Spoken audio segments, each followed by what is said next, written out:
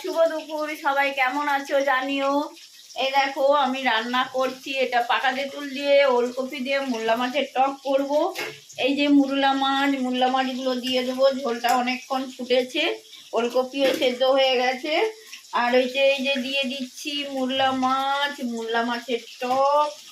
আর এদিকে দেখো মাছ, এই যে মাছ রান্না করব।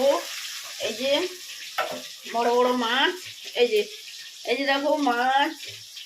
আর এখানে হয়েছে বাঁধাকপি, এই যে বাঁধাকপি কড়াইশুঁটি ঘি গরম মশলা দিয়ে টমেটো কেটে রেখেছি, মাছে দেবো।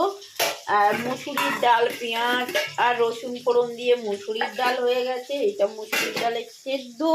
আর এখানে পেঁয়াজ রসুন বেটে রেখেছি বন্ধুরা, এই যে দেখো পেঁয়াজ রসুনের বাটা। এই হচ্ছে আজকের রান্না। সবাই কিরকম আছো, কার বাড়ি কিরকম রান্না হচ্ছে একটু জানিও। টাটা।